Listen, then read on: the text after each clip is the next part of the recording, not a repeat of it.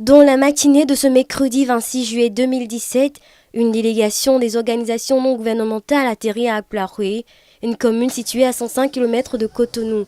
Accueillie par le comité local de gestion des sinistrés du barrage d'Adjarala, la délégation conduite par le coordonnateur de Eco-Bénin entame une mission spéciale qui l'emmènera au cœur du site de construction du barrage hydroélectrique d'Adjarala. Objectif, s'assurer du respect des droits des sinistrés par la construction de ce barrage et procéder à la vérification du démarrage de la mise en œuvre du plan de gestion environnementale et sociale PGES. Nous avons commencé à travailler avec la population locale. Donc il y a un comité local de suivi des travaux qui est en place. Ce comité doit s'occuper des questions de réinstallation des populations, comment les populations seront dédommagées et aussi comment les populations seront sensibilisées pour s'habituer et aussi intégrer la nouvelle donne qui sera ce barrage. L'entreprise chinoise Sino Hydro est coopérante. Elle a ouvert les portes de sa base à la délégation. Sino Hydro s'est installé depuis 20 mois. Aujourd'hui, à part les cabines installées sur cette base et quelques équipements visibles sur les lieux, pratiquement rien ne bouge. Raison évoquée, le retard de financement des États concernés, le Togo et le Bénin. Une situation qui pourrait avoir des conséquences nettes sur le coût global de ce projet. Avant le démarrage des activités, on s'était déjà entendu avec les propriétaires comme quoi ils seront dédommagés. Et le dédommagement viendra des mains de la CEB et non des Chinois qui vont réaliser le barrage. Ça fait deux volets parce que les Chinois, représentant Sino Hydro, qui veut réaliser l'entreprise, ils ont leur enveloppe au niveau de la CEB, mais c'est la CEB qui veut dédommager les présumés propriétaires. Nous pensons que dans la situation économique et financière que traverse aujourd'hui notre pays, il n'est pas intéressant que ce retard continue. Que vraiment les autorités prennent les dispositions pour que les Chinois accélèrent ce travail et surtout pour que nous aussi, nous jouons notre rôle de veille, notre rôle de plaidoyer que nous avons commencé avec la communauté.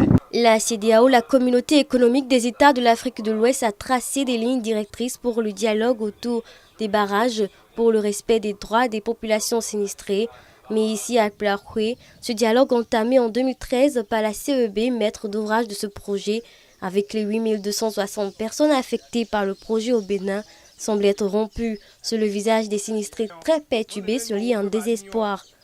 Dans ce rang, il y a des cas sociaux, mais surtout ceux-là qui ont cédé leur terre, leurs biens, au détriment de la réalisation d'un barrage de si grande envergure.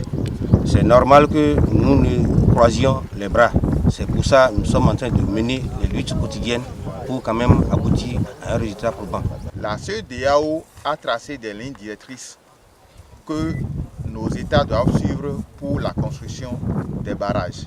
Et ces lignes directrices demandent qu'il y ait des négociations vraiment concrètes entre les communautés et les gouvernants pour que les droits des gouvernants, des communautés, leurs droits soient réellement pris en compte et qu'on ne n'exagère pas les impacts par rapport au barrage. Jusqu'à aujourd'hui, la mise en œuvre du plan d'action de réinstallation PAR est loin de débuter.